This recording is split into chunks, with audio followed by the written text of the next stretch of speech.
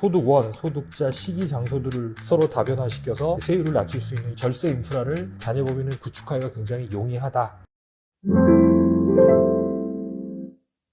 직접 증여와 우회 증여의 세부담 차이, 세액만 놓고 비교를 해보면 자녀에게 직접 증여하는 경우는 이제 자녀가 증여세를 납부해야 된다. 네. 그러니까 미리미리 자녀한테 충분히 현금 증여를 해서 그 증여받은 현금으로 증여세를 충분히 납부할 수 있다. 그럼 이거는 통상적인 경우 자녀에게 직접 증여가 유리할 수 있지만 사실 현실적으로 쉽지 않죠. 쉽지 않습니다. 증여세가 10억, 15억 이렇게 금액이 높아지는 경우에는 유리한 건 알아도 실행할 수 없는 경우가 많이 있습니다. 대부분 이제 부모가 대납을 해야 되는 경우가 많이 있죠. 자녀법인의 우회 증여가 이제 유리한 경우는 이제 이런 경우입니다. 부모가 대납하는 경우에는 증여세 부담이 워낙 크기 때문에 이제 자녀법인이 우회 증여하는 게 대부분의 경우 유리하다. 그래서 무상으로 받은 거에 대해서는 이제 법인세를 내는데 법인세는 2% 안팎이니까 그리고 이 법인세는 부모가 개인의 자금을 법인의 가세금으로 대여해서 납부하는 거 자녀 부담이 없는 거죠. 자녀한테 증여세 과세되지 않는 구간 내에서 얘기입니다. 그리고 이 증여세 과세가 되긴 하지만 법인세 상당액도 차감을 한 금액에 대해서 증여세를 과세하게 되어 있는 거죠. 자녀법인 운용의 기대 효과를 또 다른 각도에서 한번 조망을 해보도록 할게요. 직접 증여하는 경우에는 자녀의 증여세 자력 납부가 이제 부족한 경우가 많이 있다.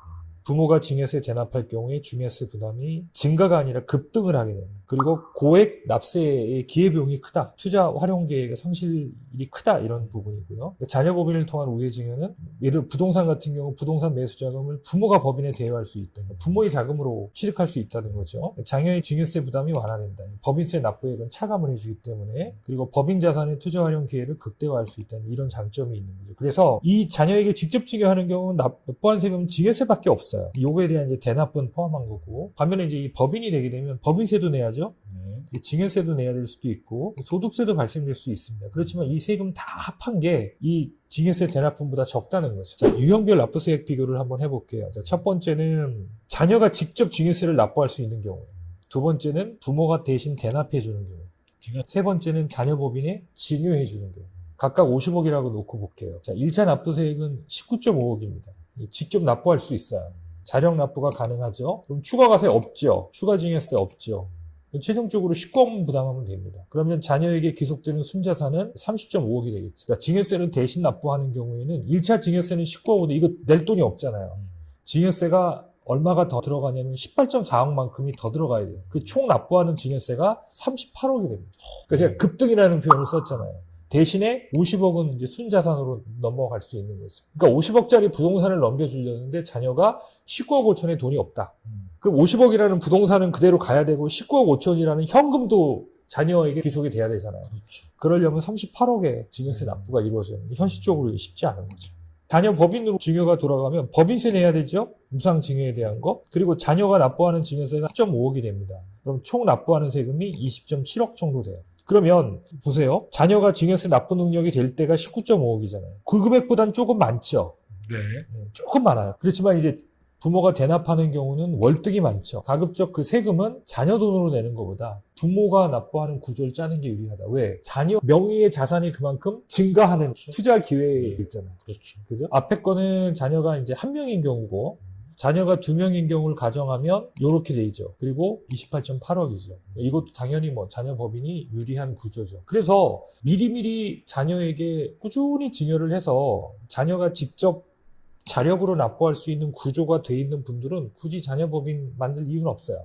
자녀가 그 돈으로 부모의 부동산을 양도양수 받아도 되고 이 구조가 이미 메이드가 돼 있다면 근데 대부분은 이제 이런 경우가 실무상엔 가장 많죠. 그래서 현실적으로 지금부터 자녀한테 소액 증여를 해서 이 증여 플랜을 완성하기에는 시간적으로나 비용적으로나 효율성이 떨어지니까 자녀 법인을 통해서 진행하는 케이스가 되게 많다. 그래서 앞에 거를 한번 종합해보면 자녀 한 명인 경우, 두 명인 경우를 놓고 보면 이 자력 납부인 경우에는 요만큼, 이 부모가 대납하는 경우, 그리고 자녀 법인에 증여하는 경우, 이 법인세와 증여세다. 이렇게 구분해 놓은 이유는 세금이 별 차이가 없거나 같다 하더라도 이 법인세 부분은 어쨌든 부모의 도움으로 납부하는 거죠. 그렇죠. 그러니까 자녀는 자기 명의의 자산에 대한 운용의 기회를 확대할 수 있는 그게 그 장점이죠. 이거는 그만큼 자기 자산이 세금 납부로 인해서 축소되니까. 그렇죠. 예. 네.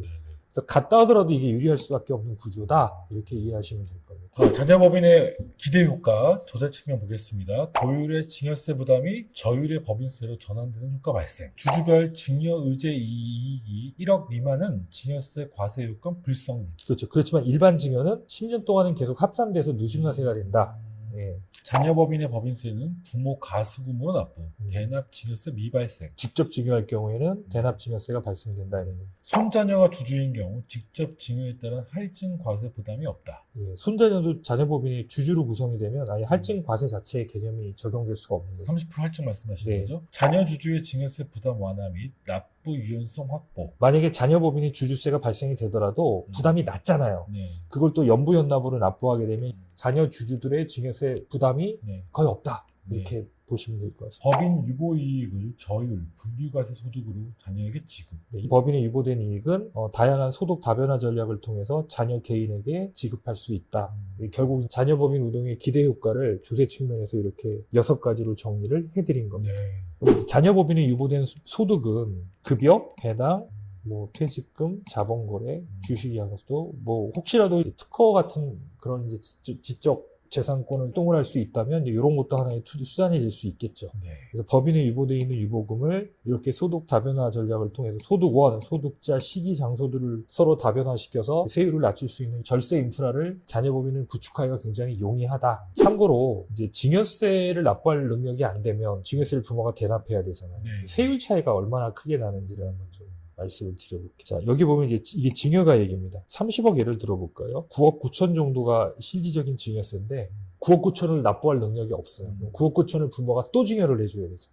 30억 상당의 부동산을 증여해주고 그 증여세까지 납부하게 하려면 증여세가 19억 1천만 원이에요. 만약에 300억짜리 건물을 넘겨주고 실질적인 증여세는 140억 정도 되는데 이 140억도 증여해줘야 되잖아요. 그러면 273억을 증여해줘야 돼요. 우리 주변에 보면 이제 이렇게 자녀가 증여세를 납부할 능력이 안 돼 있기 때문에 증여를 하고 싶어도 하지 못하는 그런 케이스가 많이 있다는 참고하시기 바랍니다. 자, 신분에 난 증여세 대납 리스크인데요. 우리가 가족법인을 만들어야 되겠다는 가장 큰 동인이 이 증여세 대납 리스크입니다. 부동산을 취득하게 되면 일단 부동산은 실물 그대로 넘어가잖아요.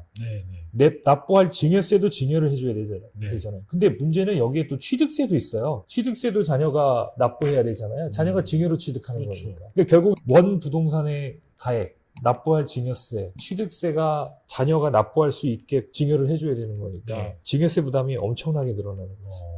자, 자녀법인 활용효과를 종합해서 한번 말씀드려볼게요. 수중인인 자녀가 고율의 증여세를 납부한다. 이제 자녀법인에서 납부하는 거는 이제 부모가 법인의 금전 등을 무상대여 해줘 부모가 납부하는 구조를 짤 수 있다. 증여세 대납 부담이 급증한다. 부모 대여금으로 커버하는 거니까 대납 리스크가 없게 되겠죠. 초과 배당을 하게 되면 자녀들한테는 증여세가까지 과세가 되는 이중과세 문제가 있다. 반면에 법인인 경우에는 입금부산입 제도와 저율의 법인세가 과세된다. 건강보험료 부담도 굉장히 배당의 하나의 큰 걸림돌인데 자녀법인 같은 경우는 법인이 건보료를 납부할 이유가 없는 거죠. 현금 무상대여 같은 경우는 개인끼리는 2억 1천인데 주주 1인당 21억까지 10배의 대여금을 지급할 수 있다. 세대생략 할증과세가 개인끼리는 30%의 할증과세가 있는데 이 손주들이 법인이 주주 안으로 들어와 있다면 할증과세 이슈가 없다. 저율의 법인세만 과세하면 된다. 마지막으로 제일 중요한 걸 수도 있지만 자산 통제가 어려운 반면에 소유와 경영이 분리되는 구조를 짜서 증여재산의 통제가 상속시까지 가능하다. 이런 장점으로 요약할 수가 있을 것 같습니다.